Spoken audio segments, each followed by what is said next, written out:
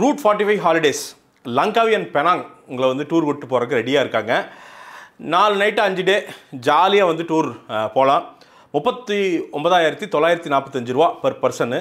இதில் பியூட்டி என்ன அப்படின்னா, cook with Comali fame and Vijay அவங்களாம் கெமி அவங்களும் வந்து உங்களோட வந்து ட்ராவல் பண்ண போகிறாங்க. நீங்கள் உங்களோட ஸ்டோரிஸை உங்களோட எக்ஸ்பீரியன்ஸஸை அவங்க கூடயும் ஷேர் பண்ணிட்டு நீங்கள் ஜாலியாக இந்த ட்ரிப்பை வந்து உங்களால் வந்து என்ஜாய் பண்ண முடியும். ஈஸி இஎம்ஐஸும் வச்சுருக்கிறாங்க. அதுபோக வந்து பார்த்திங்கன்னா நீங்கள் ஃபுட்டு, அந்த ப்ரைவேட் கேப் ட்ரான்ஸ்ஃபரு, இது எல்லாமே வந்து பார்த்திங்கன்னா ஃப்ரீயாக பண்ணித்தராங்க. ரொம்ப சேஃப் அண்ட் செக்யூரான ஒரு கம்பெனி இது. ஒரு ஆண்டர்ப்ரனர், ஒரு யங் ஆண்டர்ப்ரனர், வளர்ந்து வரும் ஆண்டர்ப்ரனர் நடத்துக்கிற ஒரு கம்பெனி. ஸோ போங்க, கிட்டத்தட்ட 40,000 ரூபா தாங்க. 5 நாள் செம்ம ஃபன்னாக இருக்கும். என்ஜாய் பண்ணிவிட்டு வாங்க. அந்தகன் கல் தோன்றி மண் தோன்ற காலத்தை முன் தோன்றிய அந்தகன் போஸ்டர் அப்படின்னு வந்து திருக்குறளை எழுதுதான்னு நினைக்கிறேன். அந்த மாதிரி போஸ்டர் விடாதே இல்லை.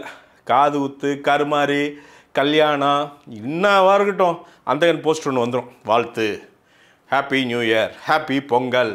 அது மாதிரி பொங்கல் வாழ்த்தட்டை மாதிரி வந்து மாடர்ன் பொங்கல் வாழ்த்தட்டையே அந்தகன் வந்து ரொம்ப நாளாக இருந்துச்சு. அந்தாதுனோட ரீமேக் அதோட ரீமேக் இது. தியாகராஜன் சாரே வந்து பார்த்திங்கன்னா பிரசாந்தோட அப்பா அவங்களே வந்து டைரக்ட் பண்ணியிருக்காங்க. சந்தோஷ் நாராயண் அவங்களாம் மியூசிக் பண்ணியிருக்காங்க. பிரசாந்த் அண்ணன் வந்து அவரை பற்றி பேசுகிறதுக்கு வந்து நம்ம இது வரைக்கும் நிறைய படங்கள் வாய்ப்பு கிடைச்சதே இல்லை. என்ன பிரச்சனை அப்படின்னா, ரொம்ப கம்மி படங்கள் தான் வந்திருக்குது இந்த ஒரு 10 வருஷத்தில். ஒரு காலத்தில் பிரசாந்த் அப்படிங்கிறது இல்லை அப்படின்னா, அவர் இல்லை அப்படின்னா சிங்கப்பூர் மலேசியாவில் ஷோஸே நடத்த முடியாது. அந்தளவுக்கு ஃபேன்ஸு. அவர் வந்தால் தான் நீங்கள் வந்து ரஜினி சார், கமல் சாரோட பிரசாந்த் அவர் வந்தால் தான் நீங்கள் அந்த ஷோக்கு வந்து டிக்கெட் புக் ஆகும். அப்படி ஒரு ஃபேமில் எல்லா உச்சத்தையும் நமக்கு தெரிஞ்ச எல்லா பெரிய டைரக்டர், எல்லா பெரிய மியூசிக் டைரக்டர், எல்லா பெரிய டிஓபி எல்லாத்துக்கூடையுமே ஒர்க் பண்ணி மனுஷன் எப்பயோ அந்த பீக்ஸ் எல்லாம் அடித்து முடிச்சிட்டாரு. இந்த படத்தை பார்க்கும்போது வந்து என்னென்னா, ஒரு பாஸ் பட்டன் அழுத்தி திருப்பி டக்குன்னு ஆன் பண்ண மாதிரி தான் இருக்கார். நீட்டாக யங்காக அவ்வளோ சூப்பராக ஸ்க்ரீனில் தெரிஞ்சார். நடிப்புமே சரி, கரெக்டான நடிப்புங்க. அழகான ஒரு நடிப்பு. ஃபஸ்ட்டில் ஒரு இரிட்டேட்டிங்காக இருக்கும் ஒரு கேரக்டர் வந்து பார்த்தீங்கன்னா, அந்த நீங்கள் ஹிந்தி வெர்ஷன் பார்க்கல அப்படின்னா இது ரொம்ப இன்ட்ரெஸ்டிங்காக கூட இருக்கும்.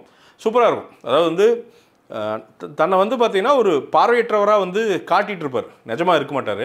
அது ஏன் அப்படிங்கிறதுக்கு அவர் விளக்குறது வந்து சூப்பராக இருக்கும். என்னென்னா, இங்கே எல்லாமே சிம்பத்தி தான் ஒர்க் அவுட் ஆகுது. நான் வந்து கண்ணெல்லாம் தெரிஞ்சு நல்லா மியூசிக் போட்டால் எவனும் கண்டுக்கல, நான் தெரில அப்படின்னா அந்த சிம்பத்தி ஒர்க் அவுட் ஆகி சுமாராக தான் போடுறான், ஆனால் பயங்கரமாக எல்லோரும் கைதட்டுறாங்க அப்படின்னு சொல்லுவார். அதெல்லாம் ரொம்ப ப்ராக்டிக்கலாக சில விஷயங்கள்லாம் வந்து அந்த டைலாக்ஸ் எல்லாம் வந்து சூப்பராக இருந்தது அப்படின்னு வந்து சொல்லலாம். எனக்கு ரொம்ப ஆச்சரியப்படுத்த வச்சது வந்து சினிமட்டோகிராஃபி ரொம்ப க்ளீனாக இருந்துச்சு. ரொம்ப ப்ரொஃபஷ்னலாக, ரொம்ப க்ளீனாக. ஒரு கமர்ஷியல் படத்துக்கு என்ன தேவையோ அது சொல்லப்போனால், இந்த படம் வந்து கொஞ்சம் வயசான ஒரு படம், கொஞ்சம் டைம் ஆகிடுச்சுன்னு வச்சுங்களேன். அந்த டைம் கேப்பே தெரியாமல் பண்ணது வந்து எனக்கு தெரிஞ்ச சினிமட்டோகிராஃபியும் டிஐயும் வந்து பயங்கரமான ஒரு ஒர்க் பண்ணியிருக்காங்க. கண்டிப்பாக அந்த டீமுக்கு வந்து பெரிய வாழ்த்துக்கள் வந்து சொல்லியே ஆகணும். ஸ்டண்ட்ஸு ரொம்ப மீனிங்ஃபுல்லான ஸ்டண்ட்ஸ் எல்லாம் இருந்தது. அதற்கும் வந்து பெரிய வாழ்த்துக்கள். சின்னதாக ஆனால் வந்து பார்த்திங்கன்னா அழகாக இருந்தது. எனக்கு இந்த படத்தில் ரொம்ப பிடிச்ச கேரக்டர் வந்து சமுத்திரக்கனி என்ன பேரிங் வித் நம்ம அக்கா. அவங்க வந்து பார்த்திங்கன்னா, அக்கா வந்து எந்த அக்கா அப்படின்னு உங்களுக்கே தெரியும், போய் பாருங்கள். அவங்க டைலாக்லாம் வந்து பார்த்திங்கன்னா வேறு மாதிரி, ஒரு மாதிரி யார் நம்ம வனிதா தான். அவங்க வந்து பார்த்திங்கன்னா 16 முட்டை கொடுத்துருப்பாங்க ஹஸ்பண்டுக்கு. யார்? சமுத்திரக்கனிக்கு. எதுக்குன்னா புருஷன் நல்லா இருக்கட்டும் அப்படின்ட்டு. தலைவர் வந்து இன்னொரு கீப்பு வச்சு சுற்றிட்டு இருப்போம். அப்படி அந்த கீப்பு தான் சிம்ரனு. அதுங்காட்டி அதை கண்டுபிடிச்சிடுவாங்க. கண்டுபிடிச்சிட்டு பாத்ரூம் துப்பாக்கி எது டுபில்னு ஒரு சீன் சொல்லுவாங்க. அதெல்லாம் செம ஃபன்னாக இருந்தது. சும்மா எப்படி அந்த கேரக்டருக்குனே செஞ்சு வச்ச மாதிரி அவங்க இருந்தாங்க அப்படின்னு சொல்லலாம். அந்த ரோல் வந்து ரொம்ப ரசிச்சேன்னு சொல்லலாம். இன்னொரு பக்கம் சிம்ரன் பார்த்தா கிட்டத்தட்ட சீரியல் கில்லர் மோடில் சும்மா சரன்னு வரவன் போகிறவனெலாம் கொள்கிற அளவுக்கு ஒரு மூடில் வந்து சுற்றிட்டு இருந்தாங்க. கார்த்திக் சார் வந்து பார்த்திங்கன்னா காதில் பூந்து பேணு மாதிரி, இந்த தெனாசுன்னு சொல்லுவாங்க பார்த்திங்கன்னா, கிராமத்தில் போனீங்கன்னா உள்ளே பூந்துதுன்னா காதெல்லாம் முடிச்சு விட்ரும். எருமை, இந்த மாடு இதெல்லாம் உட்காந்துருக்கும், காதில் பூந்துன்னா முடிஞ்சிடும். அந்த மாதிரி வளவலன்ட்டே இருந்தார். டக்குன்னு அவரை போட்டு தள்ளிட்டாங்க படத்தில். அது வரைக்கும் சந்தோஷம். கார்த்திக்காகவே வர்றாரு. சரி, இந்த படத்தோட பிரச்சனை என்ன தெரியுமா? பாசிட்டிவ்ஸ் என்னென்னா, பாசிட்டிவ்ஸ் வந்து ஓரளவுக்கு ரொம்ப நியாயமாக ரீமேக்கை வந்து ஒரு சின்சியராக அட்டெம்ப்ட் பண்ணியிருக்காங்க. இடையில சில சங்க்ஸ் ஆஃப் இடங்கள் தவிர மற்றபடி வந்து பார்த்திங்கன்னா ஒரு வியூவராக பார்க்குறப்போ கண்டிப்பாக ஆடியன்ஸை ரெஸ்பெக்ட் பண்ணி செலவு பண்ணி ப்ராப்பராக வந்து படம் பண்ணியிருக்காங்க. அது கிளைமேக்ஸ் வரைக்குமே வந்து பார்த்திங்கன்னா நீங்கள் புதுசாக பார்த்தீங்கன்னா உங்களை என்கேஜ் பண்ணும். கிளைமேக்ஸ் எல்லாம் நல்லா என்கேஜ் பண்ணும். நீங்கள் ஆரம்பத்தில் ஒரு ஷாட் ஒரு முயலுக்கு ஒரு ஷாட் இருக்கும், நீங்கள் கிளைமேக்ஸில் ஒரு விஷயம் நடக்கும், அதெல்லாம் பார்த்தீங்கன்னா சூப்பராக அழகாக கனெக்ட் பண்ணியிருந்தாங்க, நீட்டாக இருந்தது, அதெல்லாம் ஓகே. பட் இந்த படத்தில் பிரச்சனை என்னென்னா எக்ஸ்பீரியன்ஸ்ட் ஆர்டிஸ்ட்லாம் இன்னும் கொஞ்சம் வேலை வாங்கியிருக்கலாம் அப்படின்னு. இப்போ ஊர்வசி மேடம் இவங்களாம் இருக்காங்களே, கேஎஸ் ரவிக்குமார் சார் நல்லா நடிச்சிருக்காங்க. பட் அவங்கள வந்து பர்டிகுலராக அந்த இன்னும் டியூன் பண்ணி அந்த கேரக்டருக்குள்ளே கொண்டு வந்துருந்தா இன்னுமே சூப்பராக நடிச்சிருப்பாங்க. மேபி இன்புட் அது சரியாக தரப்பட்டுச்சா என்னன்னு தெரில. என்னென்னா அவங்களால முடிஞ்சதை வந்து புஷ் பண்ணுறாங்க, அந்த கேரக்டர் அவங்க இல்லை அப்படிங்கிறது ஒரு பிரச்சனை. ஸோ அந்த இடங்கள்லாம் வந்து பார்த்திங்கன்னா படம் வந்து பயங்கரமாக தொய்வடையுது அப்படின்னு வந்து சொல்லலாம். யோகி பாபுன்னா அவரும் அவர் முடிஞ்சதை பண்ணியிருக்காரு. ஸோ இவங்கெல்லாம் கொஞ்சம் கேரக்டராக கொஞ்சம் டியூன் பண்ணியிருந்தால் இன்னும் பெட்டரான ஒரு படமாக வந்து இது நிச்சயமாக இருந்திருக்கும். அப்படி இன்னொன்று படத்தோட பெரிய மைனஸ் அப்படின்னா லோன்லியாக தெரியுது நிறைய இடங்கள். ஒரு க்ரௌடு இதெல்லாம் ஒரு அந்த உயிரோட்டம் இருக்குல்ல, நிறைய இடத்துல மிஸ் ஆகிற மாதிரி எல்லாமே 2 பேர் 3 பேர் ஃப்ரேமில் 4 பேர் அவ்வளோதான் இருக்காங்க.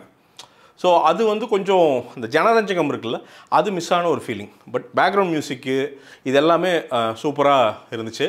அதே மாதிரி யூகே போன மாதிரி ஒரு சீன் காமிச்சிருக்காங்க, அதெல்லாம் க்ரீன் ஸ்க்ரீன், அதெல்லாம் கட் பண்ணியிருக்கலாம், வேறு ஏதாவது பண்ணி நேராக உள்ளே போயிருக்கலாம், இல்லாட்டி வந்து ஏதாவது மாண்டாஜ் ஷாட்டு போட்டு பண்ணியிருக்கலாம். அது நமக்கு அப்பட்டமாக வந்து க்ரீன் ஸ்க்ரீன் நான் பின்னாடி ஒரு க்ரீன் ஸ்க்ரீன் போட்டு எதாவது பண்ணால் எப்படி இருக்கும், அந்த மாதிரி காமெடியாக இருந்துச்சு. ஸோ அதெல்லாம் அவாய்டபுள் பண்ணல.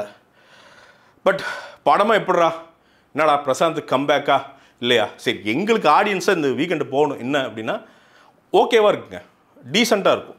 உங்களுக்கு வந்து பயங்கர டிசப்பாயிண்ட்லாம் பண்ணாது, டீசெண்ட் அந்த கேட்டகரியில் ஒரு படம் இருக்குல்ல, அந்த படமாக வந்து அந்த கண்டு இருக்கிறதுக்கு வாய்ப்புகள் வந்து நிறையா இருக்குது. இன்னுமே சின்ன சின்ன விஷயங்கள் வந்து பெட்டராக பண்ணியிருந்தால் நிச்சயமாக இன்னுமே பெட்டரான ஒரு படமாக வந்து இருந்திருக்கும். அதுதான். அதே மாதிரி சிம்ரன் மேடம் வந்து நல்லா நடிச்சிருந்தாங்க, சூப்பரான கேரக்டரு. அவங்களுக்கான டப்பிங் பண்ணது வந்து கொஞ்சம் லவுடாக ஒரு மாதிரி ரொம்ப அந்த டப்பிங் இன்புட் தப்பு. ஏன்னா டப்பிங் ஆர்டிஸ்ட்டுக்கு நீங்கள் என்ன கொடுத்தாலும் அவங்க கரெக்டாக பண்ணுவாங்க. ஸோ அது வந்து ரொம்ப ஒரு மாதிரி தப்பாக இருந்தது அந்த இடங்கள் மட்டும். பிரியா ஆனந்த் ரொம்ப ஒரு ஃப்ரெஷ்ஷான ஒரு ஜாலியான ஒரு பேர், அது கரெக்டாக தான் இருந்தது. ஒரு மாதிரி ஒரு மீட்டரில் அழகாக நடித்து அவங்க ரோலை கொடுத்துட்டு அப்படி போயிட்டே இருந்தாங்க அப்படின்னு வந்து சொல்லலாம். ஒரு டீசெண்ட் வாட்சுங்க. நீங்கள் போயிட்டு என்னடா டேய் இப்படி எடுத்து வச்சுருக்கீங்க அப்படின்னு சொல்கிறதுக்கெல்லாம் இருக்காது படம். ஒரு நிச்சயமாக பிரசாந்துக்கு வந்து ஒரு கம்பேக் தான். ரொம்ப ஹாப்பி அவருக்கு வந்து, ஏன்னா அவர் திருப்பியும் நல்ல படங்கள் நிறைய படங்கள் நடிக்கணும் அப்படிங்கிறது நான் வேண்டிக்கிறேன். ஸோ அதாங்க மேட்ரு, அவ்வளோதான். பாருங்கள், போய் வீக்கெண்டு ஃப்ரீயாக ஃபேமிலியோட, ஒன்றும் பெரிய ஆபாசங்கள் அசிங்கங்கள்லாம் எதுவுமே கிடையாது. ஸோ ஃபேமிலியோடு போய் தாராளமாக நீங்கள் வந்து பார்க்கலாம். மார்க்கு நீங்களே கொடுத்துருங்க, அவ்வளோதான், வேறு ஒன்றும் இல்லை. பை த வே, இது ரோர் சவுத்து என்னோடய பிராண்டு, நான் நடத்துகிற ஒரு பிராண்டு, நானே மேனுஃபேக்சர் பண்ணுறேன். நல்ல துணி வந்து விற்கணும்னு நினச்சிட்டு நல்லதாக பண்ணுறோம். பெரிய மார்ஜின்ஸ் எல்லாம் எங்களுக்கு இல்லை. ஒரு தடவை வாங்கி பாருங்கள், நிச்சயமாக உங்களுக்கு வந்து புரியும், குவாலிட்டி என்னன்னு புரியும். நிச்சயமாக நீங்கள் வாங்குகிற பொருளை விட 10 மடங்கு விலை கம்மியாக இருக்கும், 10 மடங்கு குவாலிட்டி ஜாஸ்தியாக இருக்கிறதுக்கான வேலையை பார்த்துருக்கோம். வாங்கி பாருங்கள். மீண்டும் ஒரு விமர்சனம், முன்னோட்டம் இல்லாட்டி வீடியோவுடன் உங்களை சந்திக்கிறேன். அதுவரை நன்றி, வணக்கம்.